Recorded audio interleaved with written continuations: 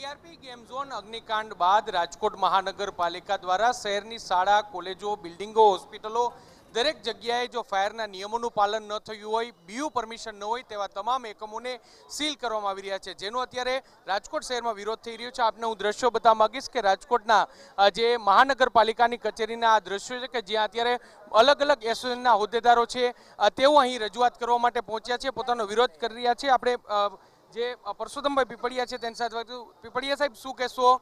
અલગ અલગ સંગઠનો અહીં આવ્યા છે, અલગ અલગ એસોસિએશનો અહીં આવ્યા છે, શું રજૂઆત છે?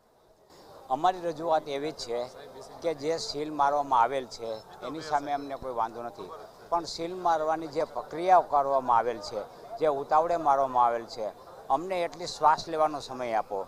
અમે કમ્પ્લેન કરવા માટે તૈયાર છીએ અને કમ્પ્લેન થવા જ જોઈએ, એ અમારા હિતમાં છે, વિદ્યાર્થીઓના હિતમાં છે ને નાગરિકોના હિતમાં છે। અમે એમાં ક્યાંય પાછી પાની કરવાના નથી, પરંતુ રાતોરાત કમ્પ્લેન થઈ જાય એવું કોઈ મિકેનિઝમ અત્યારે અસ્તિત્વમાં છે નહીં। આપ જાણો છો કે આખા ગુજરાતની અંદર અત્યારે કમ્પ્લેન કરવા માટે જે કાંઈ એજન્સીઓ છે એ ટૂંકી પડે છે, તો અમને કમ્પ્લેન કરવા માટેનો પૂરતો સમય આપે, એ અમારી મુખ્ય માંગણી છે। અમે એવું નથી ઈચ્છતા કે અમને આ ચાલુ રાખવા દે, એમ નથી, અમારી એવી કોઈ માંગણી નથી, ગેરવ્યાજબી માંગણી નથી।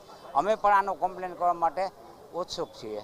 સ્પષ્ટપણે નૌતમભાઈ બારસિયા છે ચેમ્બર ઓફ કોમર્સમાંથી, શું કહેશો? ચેમ્બર ઓફ કોમર્સની આગેવાનીમાં કેટલા એસોસિએશનો આવ્યા છે ને શું મુખ્ય માંગ છે?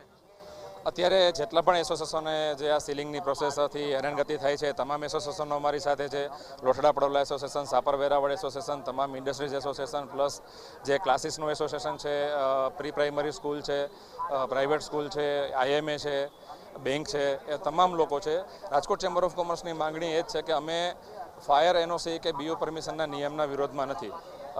પ્રજાની સેફટી સૌથી પહેલાં, બાળકોની સેફટી સૌથી પહેલાં, કામદારોની સેફટી સૌથી પહેલાં, પરંતુ અચાનક જ જે નિયમમાં ફેરફાર આવ્યા છે એ નિયમમાં ફેરફારની જાણ કર્યા વિના જે સીલિંગ પ્રોસેસ થઈ રહી છે, અને અત્યારે જે પણ કોઈ એજન્સી છે ફાયર એનઓસીની કાર્યવાહી કરવા માટેની, એ તમામ એજન્સીઓ પાસે એક લિમિટેડ મેનપાવર છે, લિમિટેડ મટીરિયલ સપ્લાય છે, તો તાત્કાલિક ધોરણે એક અઠવાડિયાની અંદર કે 3 દિવસની અંદર કોઈ બી જગ્યાએ બધા ફેરફારો છે એ અશક્ય છે, તો એના માટે થોડો સમયગાળો આપવામાં આવે।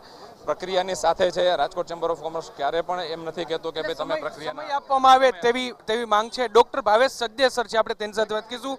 સર, ઇન્ડિયન મેડિકલ એસોસિએશન છે તે પણ અહીં રજૂઆતમાં જોડાયું છે, શું કહેશો, શું મુખ્ય માંગ છે? એટલે મુખ્ય માંગોમાં એ સર તો અગત્યની વસ્તુ એ છે કે દરેક વસ્તુમાં સમય આપવો જરૂરી છે, બરાબર છે। સમય આપો એટલે પ્રશ્નોનું સોલ્યુશન આવવાનું જ છે। વસ્તુ ખૂબ સાચી છે, થવી જોઈએ, કરવી જોઈએ, અમે લોકો પણ માનીએ છીએ, પણ જે રીતે એટેસ્ટેડ બધું કહે છે એ વસ્તુ શક્ય નથી એના જેવું છે। એટલે સમય આપે લોકોને તો પ્રશ્ન સોલ્વ થઈ જાય એમ છે। અત્યારે તમામ જે રાજકોટ મહાનગરપાલિકાને સીધું સીલિંગ જ કરી રહ્યા છે, શું કહેશો આ પ્રક્રિયાને? એટલે અનનેસેસરી સીલ કરવું બહુ હિતાવહ એટલા માટે નથી કે ભાઈ see basically health is essential service, you can not block the essential services as all. એમાં પેશન્ટો દાખલ આવ્યા છે, દર્દી ઉપર જોખમ આવે, એટલે વસ્તુ બરાબર છે, થવી જ જોઈએ, હાઈકોર્ટનો નિયમ છે, આપણે માનીએ જ છીએ, જવાબદાર નાગરિક બધાને ખબર જ છે થવી જોઈએ, પણ એક સમય આપવો એ બહુ જરૂરી છે। અમારી માંગ એટલી જ છે કે તમે સમય આપો, એમ એટેસ્ટેડ તમે કરો છો એ ના આવવું જોઈએ। સ્પષ્ટપણે એટલે સમયની માંગ છે ને એટલા માટે જ તમે દ્રશ્યમાં જોશો કે મોટી સંખ્યામાં અત્યારે જે શાળા સંચાલક મંડળ હોય, ઇન્ડિયન મેડિકલ એસોસિએશન હોય, જે ચેમ્બર ઓફ કોમર્સ હોય, અલગ અલગ ઇન્ડસ્ટ્રીઝના હોદ્દેદાર હોય, તમામ લોકો છે મોટી સંખ્યામાં અહીં રાજકોટ મહાનગરપાલિકાની કચેરી ખાતે તેઓ પહોંચ્યા છે ને તેમના દ્વારા આ આખી જે પ્રક્રિયા છે તેનો જે વિરોધ છે તે કરવામાં આવી રહ્યો છે। સૌ કોઈની એક જ માંગ છે કે જે નિયત સમય આપવો જોઈએ તે સમય છે તે આપવામાં આવી રહ્યો નથી, અને તાત્કાલિક જ આ જે સીલિંગની કામગીરી કરવામાં છે જે અયોગ્ય છે। ડીવી મહેતા છે, સ્વનિર્ભર શાળા સંચાલક મંડળના પ્રમુખ। ડીવી, શું કહેશો? માંગ હતી, રજૂઆત હતી, ગઈકાલે પણ રજૂઆત કરવામાં આવી હતા, પરંતુ રાજકોટ મહાનગરપાલિકા મક્કમ છે કે બીયુ પરમિશન અને એનઓસી ન હોય તો સ્કૂલો કે અન્ય એકમો ખોલવામાં નહીં આવે, શું કહેશો?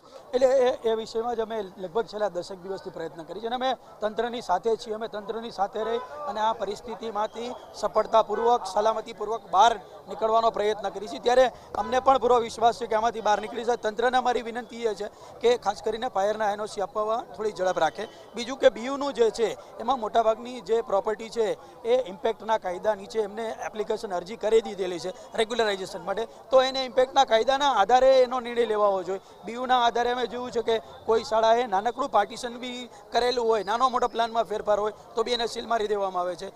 આ ઉપરાંત જ્યારે 2023 ડિસેમ્બરનો જે ફાયરનો કાયદો આવ્યો એ કાયદાથી મોટાભાગની શાળાઓ મોટાભાગના લોકો પણ અજાણ હતા, જેને ધ્યાનમાં લઈને 9 મીટર, અને અમે જોયું છે કે 9 મીટરમાં 2 સેન્ટીમીટર 4 સેન્ટીમીટરની બે હાઈટ વધારે હોય કે જે ખરેખર રોડની નીચાઈથી બી વધઘટ થતી હોય તો પણ સીલ મારી દેવામાં આવે છે. છતાં પણ તમામ શાળાઓએ ફરીથી આની પૂર્તતા કરવા માટેના એનઓસી લઈ લીધા છે, એની પ્રક્રિયા પૂરી થઈ છે. તંત્રને અમે અપીલ કરીએ છીએ કે આપ ઝડપથી આ એનઓસી આપો અથવા તમે પ્રોવિઝનલ એનઓસી. ગઈકાલે કમિશનરે મળ્યા શું કીધું? કમિશનર ખૂબ જ હકારાત્મક છે, પોઝિટિવ છે. એમને કીધું કે હું તમારી સમસ્યા સમજું છું અને હું આ પરિસ્થિતિમાં આપની સાથે રહેવા માંગુ છું. બીયુપી માટે એમને વાત કરી કે રાજ્ય સરકારનું માર્ગદર્શન લઈ અને બીયુપી હેઠળના જે સીલ છે એ ખોલવામાં અમે વિચાર. 13 તારીખથી સ્કૂલો ખુલી રહી છે, તો 13 તારીખથી સ્કૂલો ખોલવા માટે અમે પૂરેપૂરા આશ્વસ્ત છીએ. હા, પણ અમે સલામતીના ભોગે કોઈ પણ પ્રકારનું શિક્ષણ કાર્ય શરૂ કરવાની ફેવરમાં નથી. ત્યારે ફરીથી અમે તંત્રને વિનંતી કરીએ છીએ કે ઝડપ રાખે.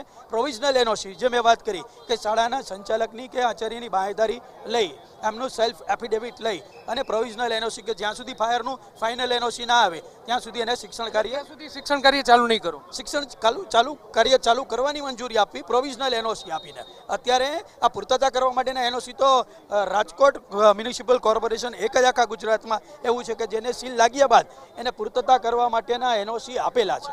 સ્પષ્ટપણે એટલે ડીવી મહેતા કે જેઓ સ્વનિર્ભર શાળા સંચાલક મંડળના પ્રમુખ છે, સ્પષ્ટપણે કહી રહ્યા છે કે સલામતીના ભોગે સ્કૂલો નહીં ખુલે. એટલે જો રાજકોટ મહાનગરપાલિકા વ્યવહારુ ઉકેલ નહીં કાઢે તો જરૂરથી રાજકોટની મોટાભાગની એટલે કે તમામ શાળાઓ છે તે ખોલવામાં નહીં આવે તેવું પણ કહેવું છે. ઇન્ડિયન મેડિકલ એસોસિએશન હોય, જે ચેમ્બર ઓફ કોમર્સ હોય, આ ઉપરાંત જે અલગ અલગ જે ઇન્ડસ્ટ્રીઝના જે ઉદ્યોગકારો હોય, તમામ લોકોનું એક જ કહેવું છે કે જે કાર્યવાહી કરવામાં આવી રહી છે તે કાર્યવાહી ખૂબ જ ઝડપથી અને જે વ્યવહારુ ઉકેલ વગરની કરવામાં આવી રહી છે. ઇન્ડિયન મેડિકલ એસોસિએશનનો પણ દાવો છે કે જે કેટલાક દર્દીઓ છે તે એડમિટ હોય અને તેમ છતાં જે સીલિંગની કાર્યવાહી કરવામાં આવી રહી છે.